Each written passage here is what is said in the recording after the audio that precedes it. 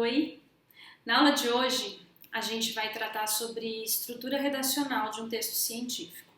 Nós vamos falar sobre elementos pré-textuais, textuais e pós-textuais que estão contidos dentro de um texto científico. E quais são esses textos científicos que a gente vai tratar? A gente tem monografias, que são resultados de trabalhos de conclusão de curso de graduação ou mesmo de cursos de especialização. A gente também tem as dissertações, que elas advêm de um mestrado, e também temos as teses, que são resultados de um trabalho de doutorado. Eu vou mostrar para vocês que alguns itens são obrigatórios e outros não são obrigatórios. Sempre lembrando que a gente segue a ABNT, que é a Associação Brasileira de Normas Técnicas, e também, assim, cada instituição de ensino, ela tem sua própria norma.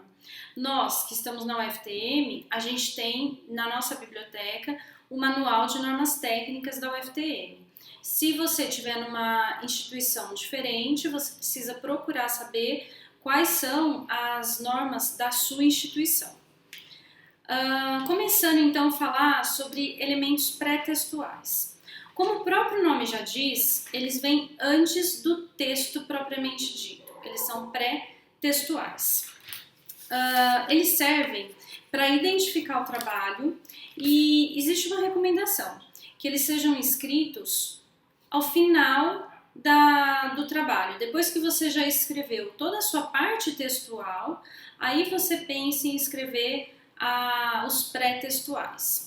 Dentro dos elementos pré-textuais, a gente tem itens que são obrigatórios e itens que não são obrigatórios. Então agora eu vou mostrar para vocês, vou falar para vocês quais são os obrigatórios e quais são os não obrigatórios.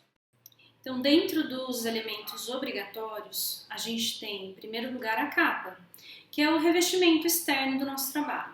O que tem na capa? Tem o nome da instituição, o nome do trabalho, o nome do autor do trabalho, o local que ele foi desenvolvido e o ano de desenvolvimento dele. Na verdade, assim, o ano que ele foi defendido. Então, vamos supor, você começou seu mestrado em 2019, você vai defender seu mestrado em 2021, então você vai colocar a cidade que ele foi feito, 2021. E a capa é o primeiro elemento obrigatório. Depois da capa, a gente tem a folha de rosto. A folha de rosto, ela traz novamente o título do trabalho, o nome do autor e aí de diferença, ela traz também para que aquele trabalho foi desenvolvido. Então tem frases do tipo dissertação apresentada ao programa tal, da universidade tal, como requisito para obtenção do título de mestre. Então aí precisa ver na norma da instituição de ensino qual é a frase que coloca. E também tem o nome do orientador do trabalho e, se existir, do co-orientador também. Um próximo item obrigatório é a ficha catalográfica. Ela é solicitada na biblioteca da universidade e ela deve ser solicitada após a finalização do trabalho. E é uma ficha que é colocada no verso da folha de rosto do trabalho. Em seguida da ficha catalográfica tem a folha de aprovação. A folha de aprovação é aquela folha que deve conter a assinatura das pessoas que participaram da banca de aprovação desse trabalho. Além de ter o nome do autor e também o título do trabalho. Em seguida tem o sumário. O sumário é aquele item que enumera as seções do trabalho. É onde a gente tem o título de cada seção e na frente tem a página. E lembrando que o sumário também é um elemento obrigatório. E temos também o resumo. O resumo é a síntese do trabalho e a gente tem que ter um resumo em português seguido de um resumo em língua estrangeira. Geralmente esse resumo em língua estrangeira dependendo, claro, da instituição que você está inserido.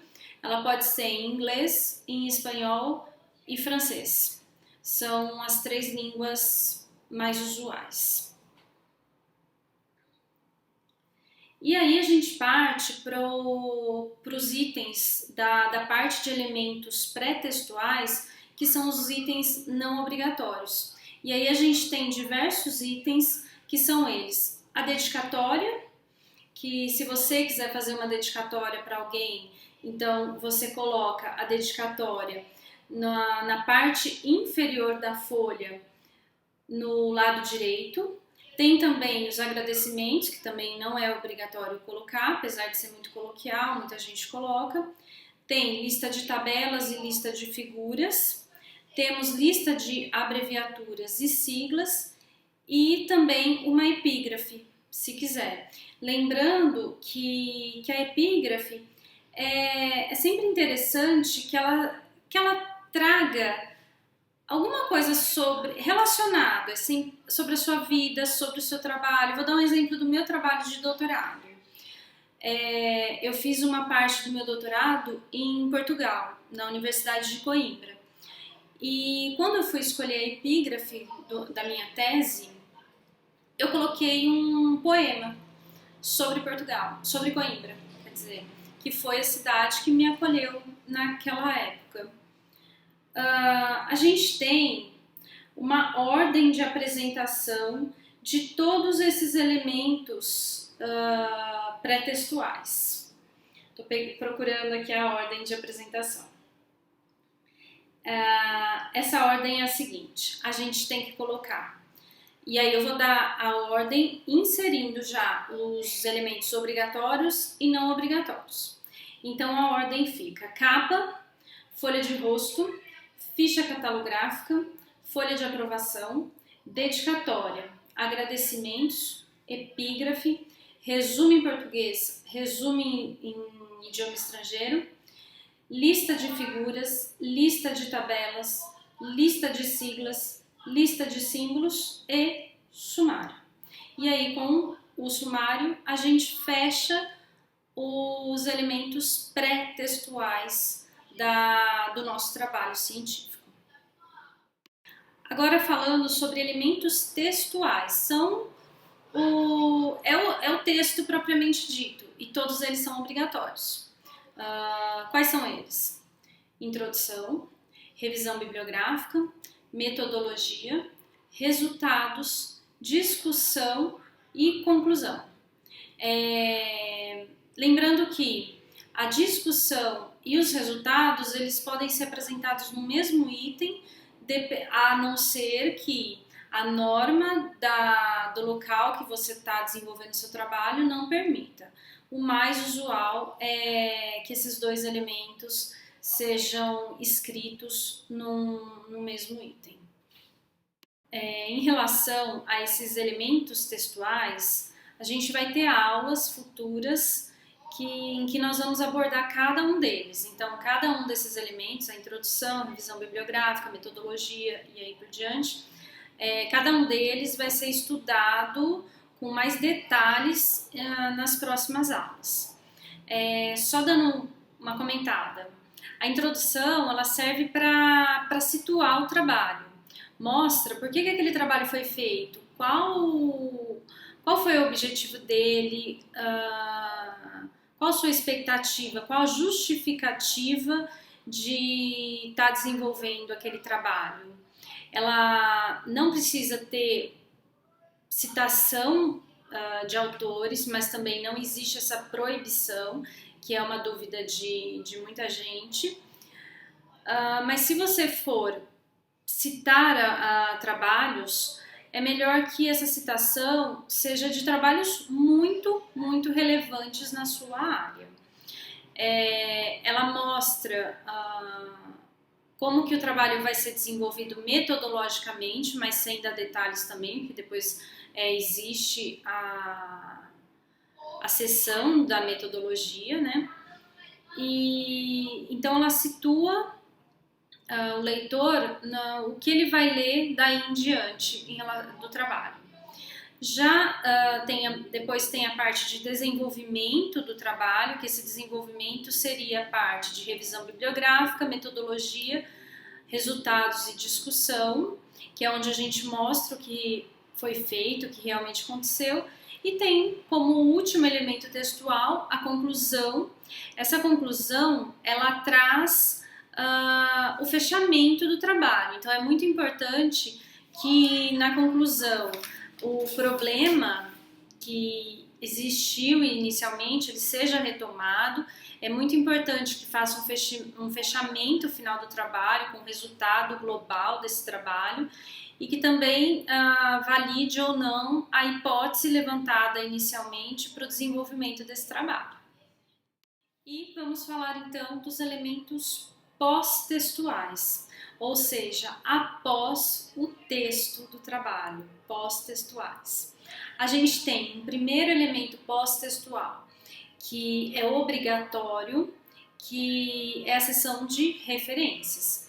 Lá a gente vai enumerar todas as referências que foram citadas no texto, que foram usadas para escrever aquele texto, que foram consultadas, porém, somente as referências que foram citadas. Vamos supor que eu li um trabalho e, na verdade, eu não citei esse trabalho durante a escrita do meu texto.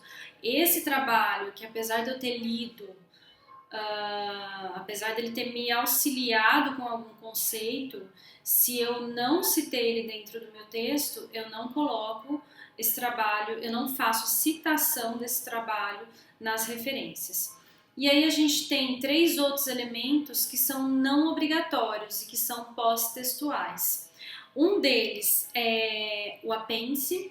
O apêndice são documentos chamados autônomos, ou seja, ele traz documentos autônomos, que são documentos nossos, são documentos que nós criamos, que o autor do texto criou, só que na verdade ele não era tão relevante para ele estar no meio do trabalho, lá na seção de elementos textuais. Então ele pode ser colocado como apêndice do trabalho, ele vai dar uma sustentação para o texto que você escreveu. Seguido do apêndice, como um outro elemento pós-textual não obrigatório, a gente tem os anexos. Já os anexos são documentos não autônomos, ou seja, não são documentos nossos, são documentos que outras pessoas, eles vêm de outras fontes.